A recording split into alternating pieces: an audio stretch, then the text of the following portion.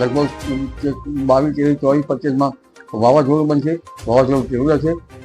લગભગ 100 કિલોમીટર જેવો સમુદ્રમાં ત્યાંની પવનની ગતિ પર કલાકની હશે. નમસ્કાર મિત્રો, સ્વાગત છે તમારું ખેડૂત સમાચાર ચેનલમાં. આજના આ વિડીયોમાં ગુજરાતમાંથી ભયંકર વાવાઝોડાની આફત આવી રહી છે. અંબાલાલ પટેલે ગુજરાતમાં વાવાઝોડું ત્રાટકવાને લઈને તારીખો સાથે મોટી આગાહી કરી. કઈ તારીખોમાં આ વાવાઝોડું ગુજરાતને અસર કરશે તેની માહિતી આપી. સાથે આ વાવાઝોડાને કારણે ચોમાસાને શું અસર થશે અને ચોમાસું વહેલું બેસશે કે મોડું તેની આગાહી કરી. તો આ તમામ માહિતી વિશે આજના આ વિડીયોમાં વાત કરીશું. વિડીયોમાં આગળ વધતા પહેલાં જો તમે અમારી ચેનલમાં નવા છો તો ચેનલને સબસ્ક્રાઈબ જરૂર કરજો, જેથી અમારા આવનારા તમામ વિડીયોની માહિતી તમારા સુધી મળતી રહે. તો ચાલો શરૂ કરીએ આજનો આ વિડીયો. ગુજરાતમાં ભર ઉનાળે વરસાદ પડી રહ્યો છે, ત્યારે હવે રાજ્ય પર વાવાઝોડું ત્રાટકશે તેવી આગાહી અંબાલાલ પટેલે કરી છે. તેમણે જણાવ્યું છે કે ગુજરાતના ઉપરી વાતાવરણમાં એક નહીં પરંતુ 2 વાવાઝોડા નિર્માણ થયા છે. આ વાવાઝોડું ગુજરાતના દરિયા કિનારે 100 કિમીથી વધુની ઝડપે ટકરાશે. વરસાદ ઉપરાંત વાવાઝોડાની પણ આગાહી કરી છે. તેમણે ગુજરાતમાં આગામી દિવસોમાં વાવાઝોડું ત્રાટકશે તેવી આગાહી કરી છે. તેમણે કહ્યું છે કે ગુજરાત ઉપર એક નહીં પરંતુ 2 વાવાઝોડા નિર્માણ પામ્યા છે. આ વાવાઝોડું ગુજરાતના દરિયાકાંઠે 100 કિમીની ઝડપે ટકરાશે. ગુજરાતમાં અત્યારે ઠેર ઠેર કમોસમી વરસાદ ખાબકી રહ્યો છે, જેના લીધે વાતાવરણમાં ઠંડક પણ પ્રસરી રહી છે. પરંતુ ખેડૂતોના માથે આભ તૂટી પડ્યું છે.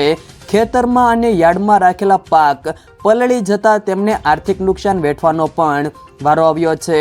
ગુજરાતમાં 25 થી 30 મે દરમિયાન વાવાઝોડાની સાથે વરસાદની પણ તીવ્ર અસરો વર્તાશે. આ વર્ષે સમગ્ર દેશમાં 28મી મે આસપાસ ચોમાસું બેસશે, જ્યારે ગુજરાતમાં 4 જૂનની આસપાસ ચોમાસું બેસશે. આજે જ ગુજરાતમાં દક્ષિણ અને સૌરાષ્ટ્રના વિસ્તારોમાં ભારતીય હવામાન વિભાગે ભારે વરસાદની આગાહી કરી છે. આજે ભારેથી અતિભારે વરસાદ, તીવ્ર પવન અને ગાજવીજ સાથે વરસાદની શક્યતાને લીધે સરકાર અને વહીવટીતંત્ર એ સતર્કતા અપનાવી છે. આજે ગુજરાતમાં ગીર સોમનાથ, અમરેલી, ભાવનગર, આણંદ, ભરૂચ, નર્મદા અને છોટાઉદેપુરમાં ભારે વરસાદની ચેતવણી છે. જ્યારે કચ્છ, રાજકોટ, મોરબી, સુરેન્દ્રનગર, અમદાવાદ, ગાંધીનગર, વડોદરા, સુરત, નવસારી, વલસાડ સહિતના રાજ્યના વિસ્તારોમાં અને જિલ્લાઓમાં હળવાથી મધ્યમ વરસાદ થઈ શકે છે. દરિયામાં આવે સિસ્ટમ વધુ મજબૂત બની રહી છે અને તીવ્ર લો પ્રેશરના રૂપમાં વિકસાઈ રહી છે. તંત્ર અને હવામાન વિભાગે આશંકા વ્યક્ત કરી છે કે આ સિસ્ટમ ચક્રવાતમાં પરિવર્તિત થઈ શકે છે અને તેનો પ્રભાવ ગુજરાત પર પડી શકે છે.